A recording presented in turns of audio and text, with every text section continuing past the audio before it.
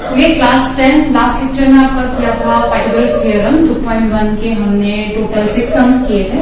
आज हम करेंगे बाकी के सम्स। पाइथागोरस थ्योरम आज कंप्लीट हो जाएगा। बहुत सारे लोगों ने मेरे को अभी भी होमवर्क नहीं भेजा है। मैं रिमाइंडर नहीं दूंगी, 3-4 बार दूंगी, फिर डायरेक्टली पेरेंट्स को कॉल करूंगी। अब जो कल का प्रैक्टिस सेट था उसमें मैंने एक छोटी सी मिस्टेक की थी, पहले वो देख लेते हैं। थर्ड सम में पूछा था आपको QR, मैंने MR तक निकालकर स्टॉप कर दिया था सम को। तो हम लोग ने MR ऑलरेडी निकाला हुआ था, तो ये लास्ट वीडियो से देख सकते हो। आगे से 2 स्टेप और करने थे। हमको QR पूछा था, ये QR होता है। QR हो जाएगा QM plus MR, QM plus MR।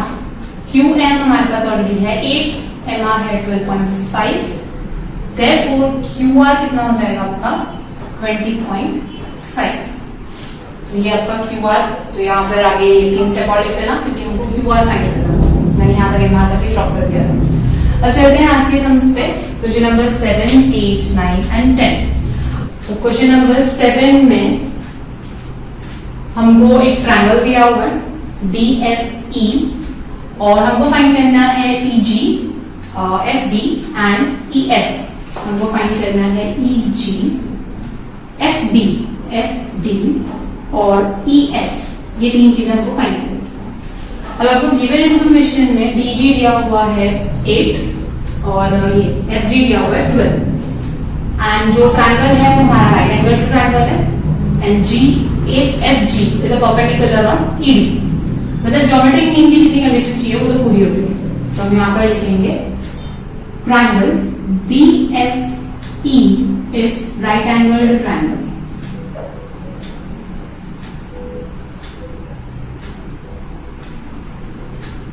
and FG perpendicular to ED, therefore by geometric mean theorem, by geometric mean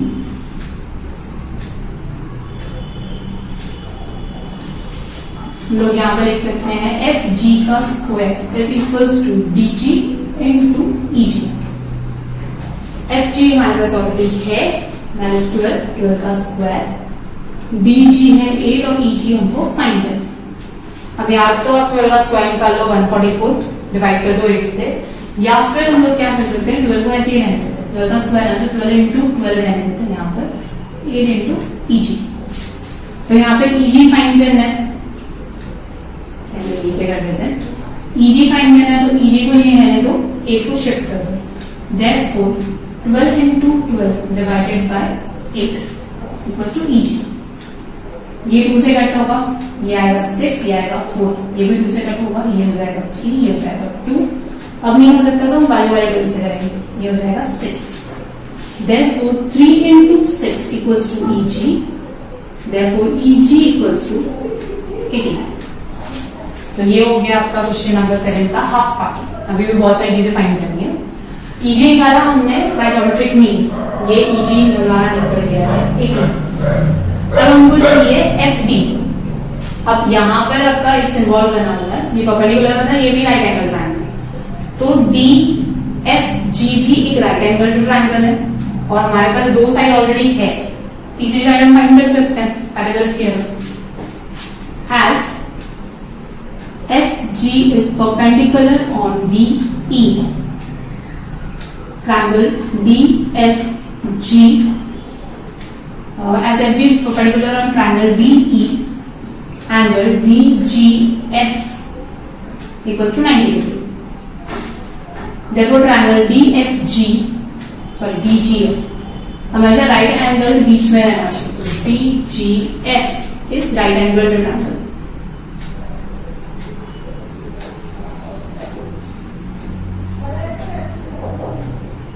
By Pythagoras theorem,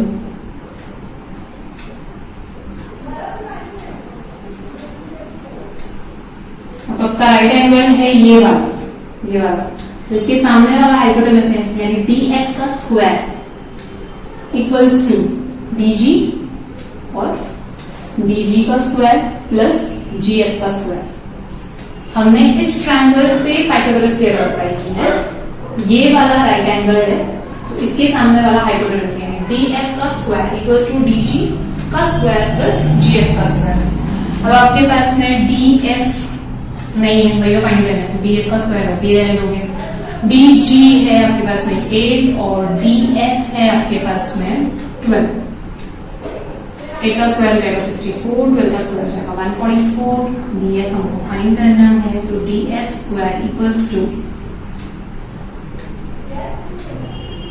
4 + 4 8, 4 + 6 0, carry किया 1, 208। Therefore df equals to 208 किसका स्क्वायर रूट होता है? तो 208 कोई परफेक्ट स्क्वायर रूट तो नहीं होता है, तो हम लोग इस तरह से फाइंड करेंगे। 2 से डिवाइड हुआ,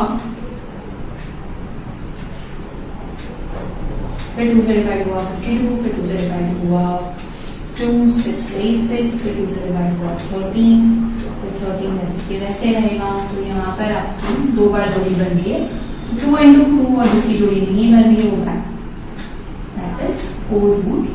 तो ये हो गया आपका DF 4√13। अब लास्ट के बाद पूछा हुआ है EF। अब हमारे पास DF भी निकल गया 4√13। अब EF यानी लास्ट साइड है, तो हमारे पास ऑलरेडी DF है, DE हम फाइंड कर सकते हैं 8 + 18।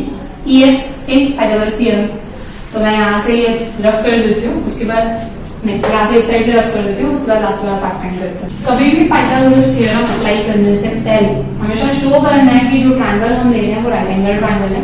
तो यहाँ पर हमको दिया हुआ है given angle DFE equals to 90 degree, therefore triangle DFE is right angled triangle।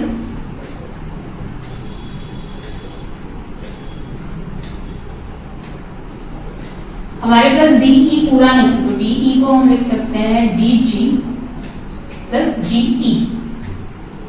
DG है 8 एंड GE या EG हमने यहाँ पर निकाला है, उसका नंबर लिख दिया 1। यहाँ पर भी EG कर देते हैं equals to 8 from 1 and from given and 1। तो DE आपके पास हो जाएगा 26। तो हमारे पास DE है, हमारे पास DF है, DF को भी नंबर डाल दो 2 बाय पाइथागोरस थ्योरम।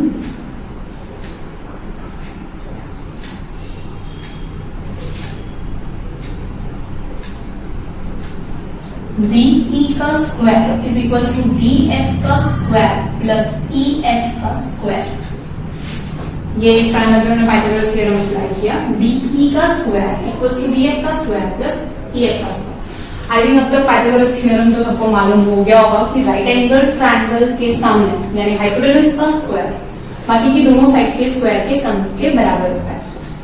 DE है हमारे पास 26 का स्क्वायर, DF है 4√13 का स्क्वायर और EF तो हमको फाइंड करना है, तो EF का स्क्वायर ऐसे ही रहना है।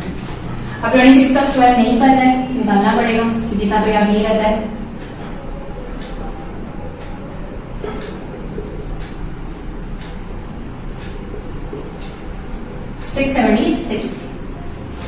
यहाँ पर 4 का स्क्वायर निकलेगा 16 और √13 का स्क्वायर 13 ही होगा।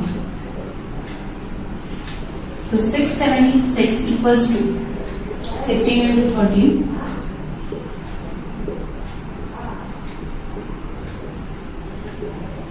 208 प्लस EF का स्क्वायर। अब 208 मल्टीप्लिकेशन में नहीं है, प्लस माइनस में, तो 208 को वहां शिफ्ट करना है, तो 676 माइनस 208 करोगे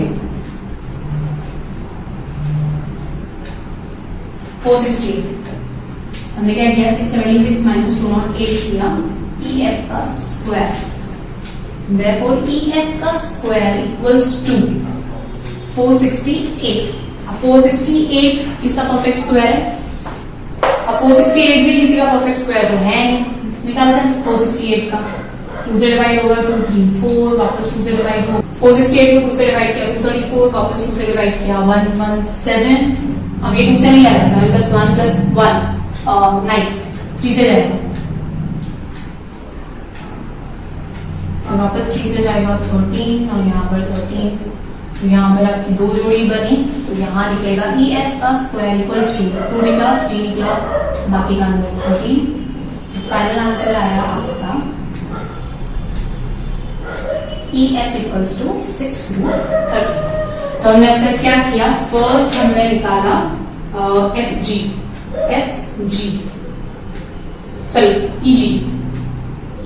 जी, यहां पर हमने निकाला बाय ज्योमेट्रिक मीन थ्योरम से एफ जी का square into D G, F G का square equals to D G into G geometric mean से। तो उसके बाद हमारे पास एक्चुअली तीन अलग अलग ट्रायंगल थे, तो ये वाला छोटा ट्रायंगल यूज किया, डी एफ निकाला, बड़ा ट्रायंगल यूज किया, ई एफ निकाला, और दोनों में पाइथागोरस थ्योरम ही अप्लाई हुआ था। ये चैप्टर बहुत इजी बना दिया गया है, सिर्फ geometric mean and Pythagoras theorem आपको अच्छे से याद है, वो थोड़ी सी 390 सिर्फ ट्रायंगल के ऊपर ध्यान दो, कौन सा ज्योमेट्रिक मीन में आपका कौन सा नंबर, कौन सी लाइन आनी चाहिए, सेगमेंट आना चाहिए, एंड पाइथागोरस थ्योरम में कौन सा राइट एंगल है, उसके सामने कौन सा हाइपोटेनस है, बस ये फाइंड करना है, आपके सारे सम्स हो जाएंगे। अब चलते हैं क्वेश्चन नंबर 8 पर। ओके, अब चलते हैं क्वेश्चन नंबर 8 पर। क्वेश्चन नंबर 8 में आपको बोला है कि रेक्टेंगल है जिसका एक है 12 सेंटीमीटर का ब्रेड और लेंथ है 35 सेंटीमीटर, उसके अलावा कुछ नहीं दिया हुआ है, पूछा उसका डायगोनल फाइंड करना। तो यहाँ पे हमने एक रेक्टेंगल ड्रॉ किया, तो पहले लिखेंगे let A B C D is a rectangle where BD equals to 12 centimeter and CD equals to 35 centimeter. As angle BDC equals to 90 degree. अब BDC क्या है? रेक्टेंगल का एक एंगल है, मतलब वो राइट एंगल है, एंगल ऑफ ट्रायंगल, रेक्टेंगल। तो हम लोग क्या लिख सकते हैं कि इससे बनने वाला ट्रायंगल जो है BDC, ये वाला जो ट्रायंगल है BDC is therefore BDC is right angle triangle.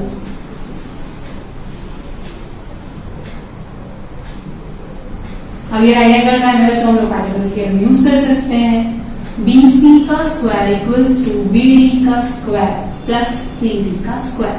ये क्यों किया हमने? क्योंकि हमको चाहिए डायगोनल यानी BC फाइंड करना है। इसको राइट एंगल ट्रायंगल लेकर हम हाइपोटेनस वाले फॉर्मूला से, पाइथागोरस फॉर्मूला से BC फाइंड कर सकते हैं बाय पाइथागोरस थ्योरम।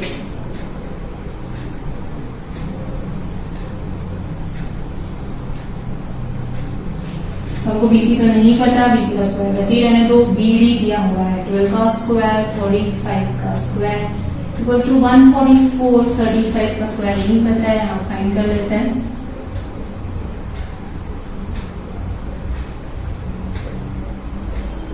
फाइव 12 2 1 1 2 2 5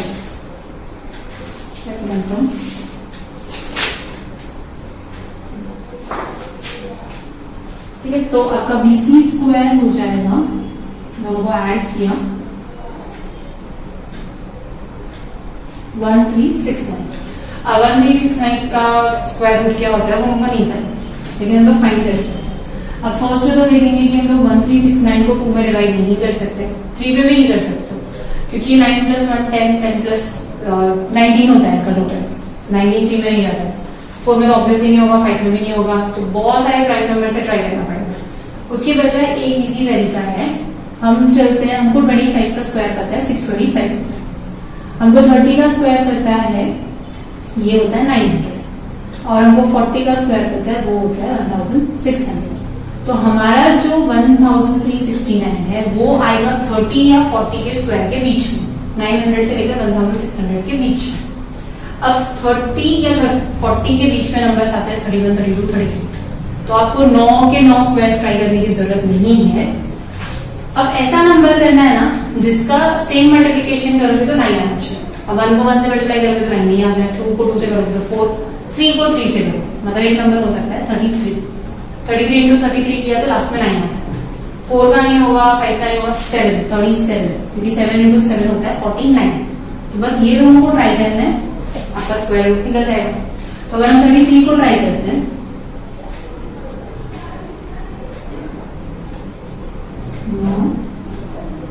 नहीं आ रहा, 10893 कर दिया, 37 को ट्राई करते हैं 1369। तो यहाँ पर BC स्क्वायर क्या है 37। क्या किया मैं वापस बता रही हूँ, 1369 किसी में डिवाइड नहीं होता, 2 में नहीं जाता, 3 में नहीं जाता, तो आपको बहुत सारे नंबर्स ट्राई करके देखने पड़ेंगे।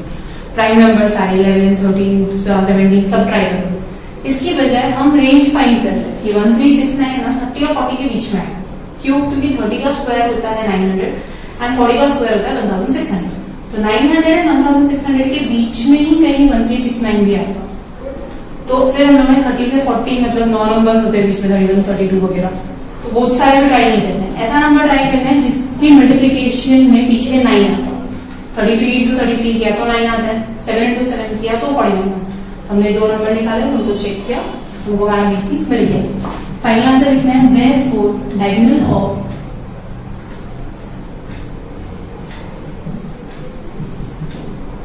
rectangle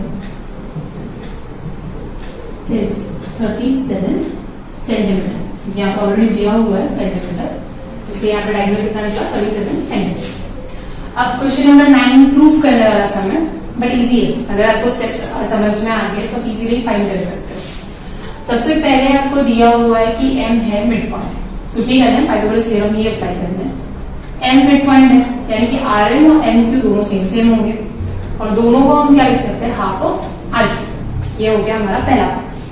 अब हमारे पास दो ट्रायंगल, एक ये वाला ट्रायंगल और एक पूरा बड़े वाला ट्रायंगल, और दोनों के दोनों में हमको पाइथागोरस थ्योरम अप्लाई करना है।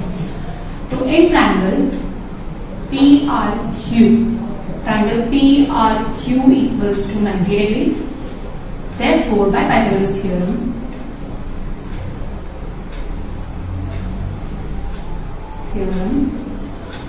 हम लिख सकते हैं PQ का square is equals to PR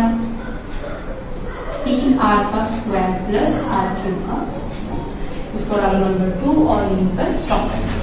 फिर ये छोटा triangle in triangle PRN, angle PRN equals to 90 degree। ये भी राइट एंगल ट्रायंगल है, तो इसमें भी हम डालते हैं बाय पाइथागोरस थ्योरम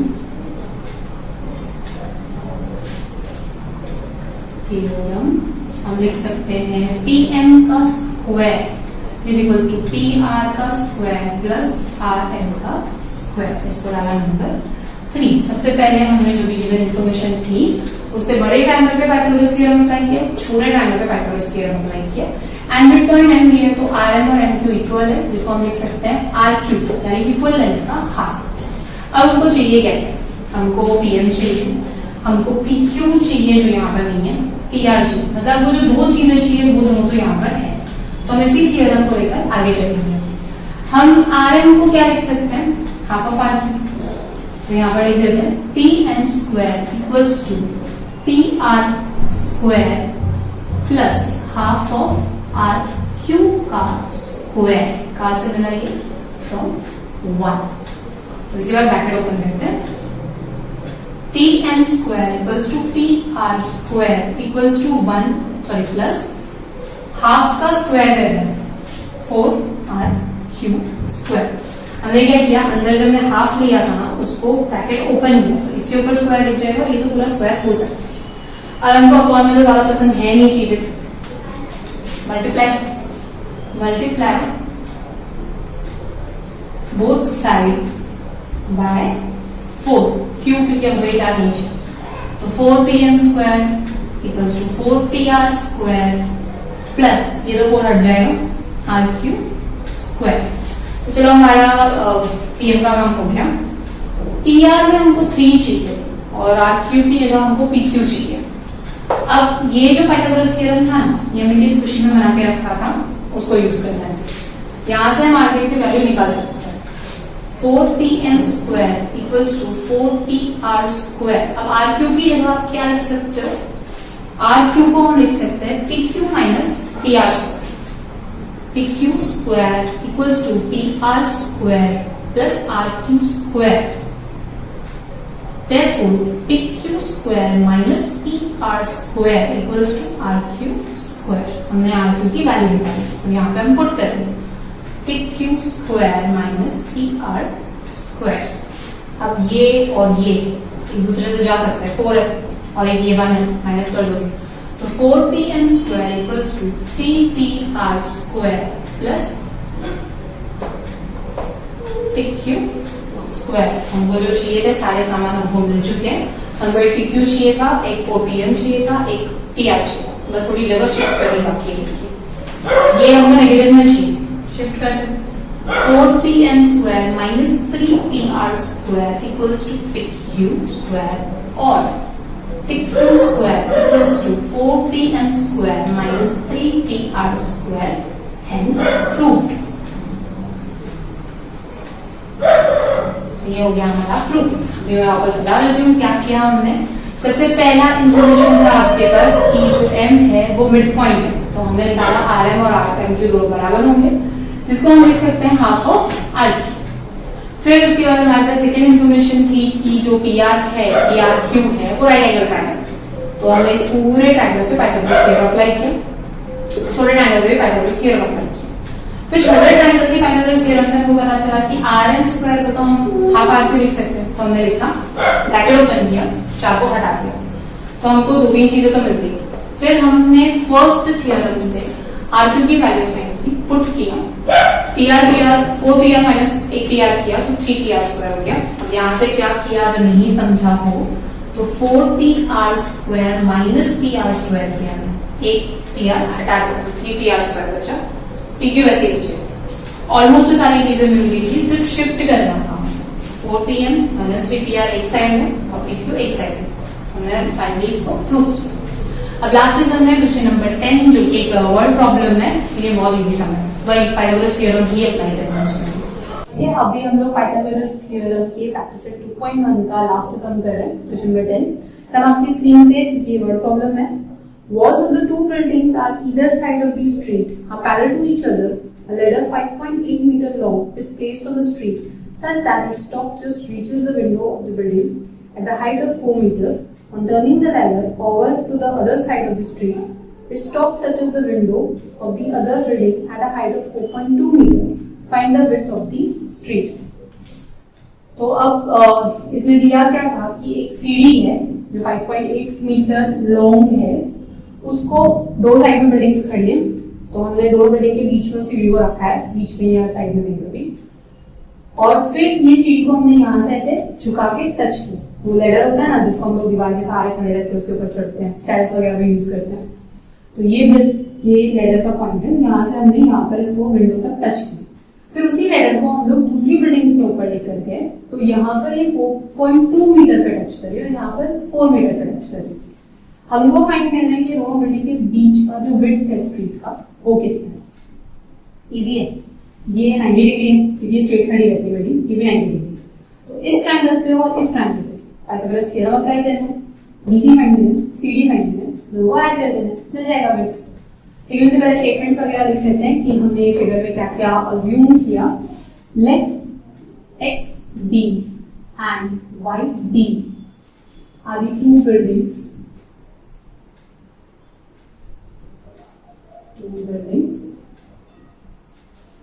और सेकेंड है A C represents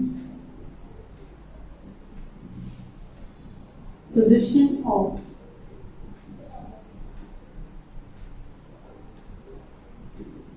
ladder at first building and CE represents position of ladder at second building और विड्थ कितना है, BT represent width of street.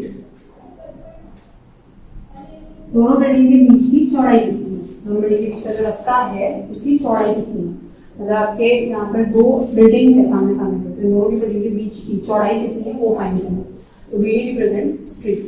अब ये लिखने के बाद हमको गिवन में क्या दिया हुआ है, therefore AB equals to 4 metre, AC ladder मतलब लेडर की पोजीशन बता रहा ना कि बिल्डिंग XB को A पर टच करती है, मतलब AC और सेम वही लेडर यहाँ पर भी आना था, तो AC और CE दोनों सेम है, दैट इज 5.8 मीटर और CD है आपका 4.2 मीटर। ये हमारे पास है गिवन इंफॉर्मेशन। अब एक ट्रायंगल को लेना है राइट एंगल ट्रायंगल के हिसाब से और एक चीज फाइंड करनी है। First AB is perpendicular to BC क्योंकि वो बिल्डिंग है, A B represents a building या A X B represents a building, therefore triangle ABC equals to 90 degree. Therefore, triangle ABC is right angled triangle. Right angled triangle. सबसे पहले Pythagoras theorem apply करने के time पर ये सारी चीजें लिखना जरूरी है, क्योंकि अगर आप राइट एंगल ट्रायंगल प्रूफ नहीं करते तो पाइथागोरस थ्योरम अप्लाई नहीं हो सकता। बाय पाइथागोरस थ्योरम हम लोग लिख सकते हैं AC स्क्वायर, देखो AC square equals to AB square plus BC square by Pythagoras theorem. तो AC दिया हुआ है 5.8 का स्क्वायर, AB है 4 का स्क्वायर, BC नहीं पता, वही फाइंड करना है। अब 5.8 का स्क्वायर हम यहाँ पर ही वर्किंग नोट कर लेते हैं, 5.8 into 5.8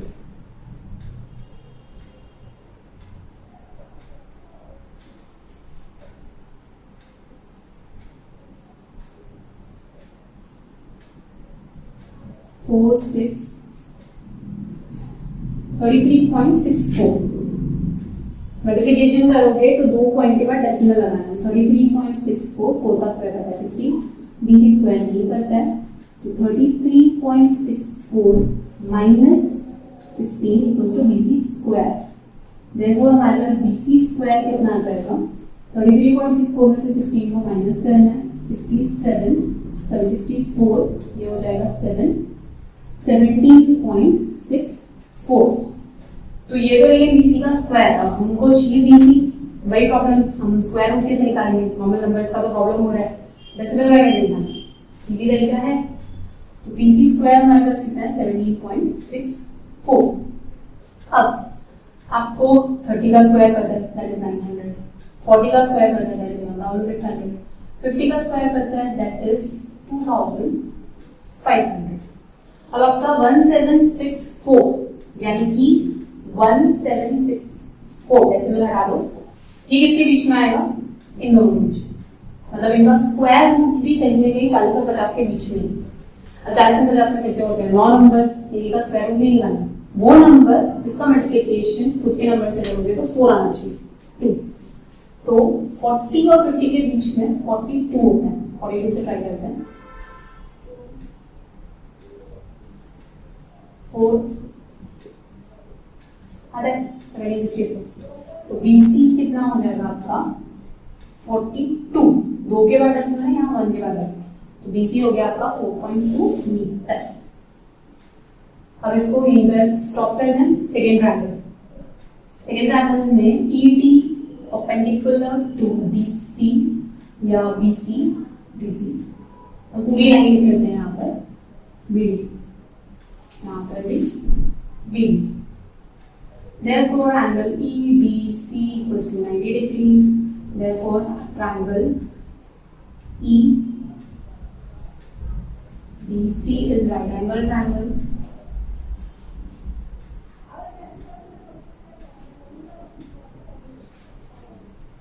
Therefore, EC का square is equals to ED का square plus CD का square. EC है 4.2 का square, EC है आपका 5.8 का स्क्वायर, ED है 4.2 का स्क्वायर, CD नहीं पता, फाइंड करना है। 5.8 का स्क्वायर अपना B का था 33.64 और 4.2 का square 17.64। Shift 33 minus 64 minus 17.64 equals to CD square. इन दोनों का माइनस हो जाएगा 16, तो हमारा CD कितना है, देखो CD इक्वल्स टू 4। हमारे पास BC मिल गया, हमको CD मिल गया, दोनों को ऐड करना है। As BD equals to BC plus CD, that is 4.2 plus 4 equals to 8.2। और BD क्या रिप्रेजेंट कर रहा था, width of this tree. Therefore, width of this tree equals to